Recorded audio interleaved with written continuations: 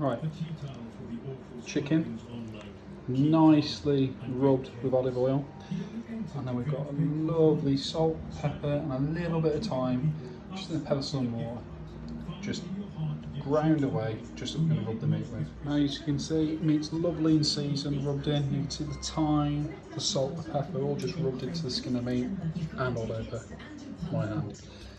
Right guys, now you can see I've, after rubbing the chicken, I've stuffed it with some rosemary and thyme.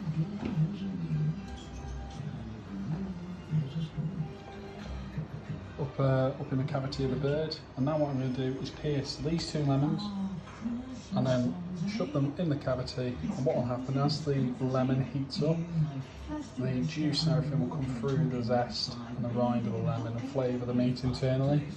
It's not just the seasoning on the outside, it's how we get the rest of the meat and everything nice and flavoured. So we're going to use lemon for that, we're going to use the herbs and basically steam the inside of the meat with lemon juice. So here's the finished prepared bird. So we've got the 2 lemons that we've shoved up inside, pierced. I mean, one is sort of sticking out a bit, but it's okay. It'll keep the other one in, serve its purpose. Skin lovely and seasoned with rosemary,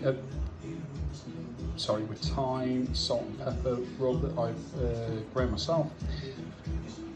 So we're going to cook this for 20 minutes to brown the outside, and then at 180, and then drop it to 160 to slow cook the rest of the meat. Okay, should take about an hour and a half to an hour and 40 minutes to cook the bird, so we'll do it while we're out at christening, and then we're going to pop back later and see the results. Cheers.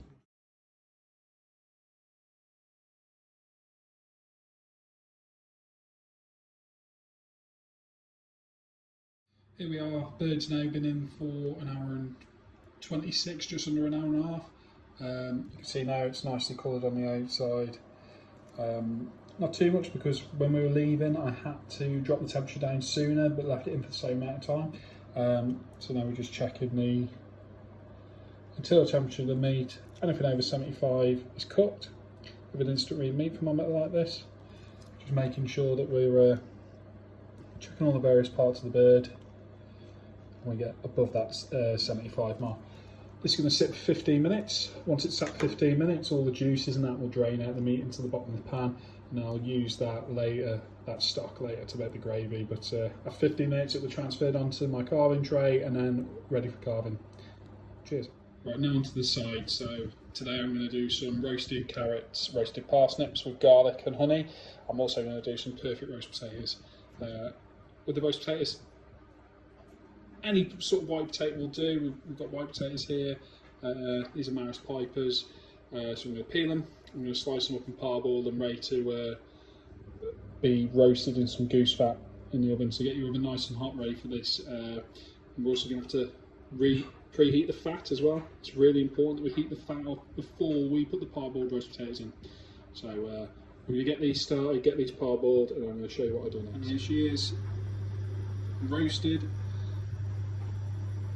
Sat 15 minutes, so I'll let it sit 15 minutes in the juices just to drain those out, and then this will be the basis for my gravy later. Some lovely chicken stock there, salt, pepper, rosemary, and there's still one of the lemons from the bird, and they're now roasted, so that's going to get a really nice and lemony gravy later on.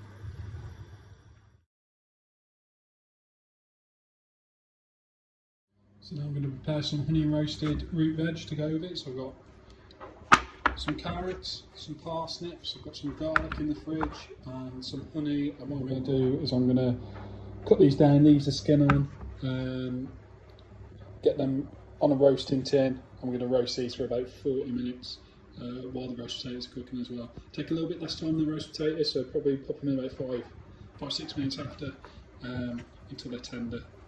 If you like them a bit more bite, just take them a bit sooner. So I've just popped the potatoes in the boiling pan with water. Just coming back to the boil again after having the cooler potatoes. What I'm going to do, I'm going to parboil these for 5-7 minutes, just until the edges start to soften. I'll show you what I do. Chopped carrots and parsnips with some garlic. Toss some olive oil, season salt and pepper, and then drizzle over the top with some honey. Really simple but really nice, sweet roasty flavour when it's all finished off. So these will cook for about 40 to 45 minutes in the oven, roughly the same time for the roast potatoes.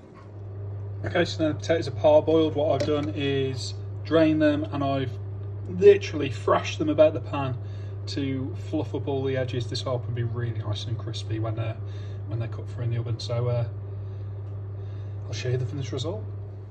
So what I'm doing for the potatoes now is I'm going to put a good dollop of goose fat into a hot pan. And what I'm going to do is I'm going to chuck this back in the oven for a couple of minutes, just like that. Goose fat fully melt, and then we'll get those roast potatoes covered.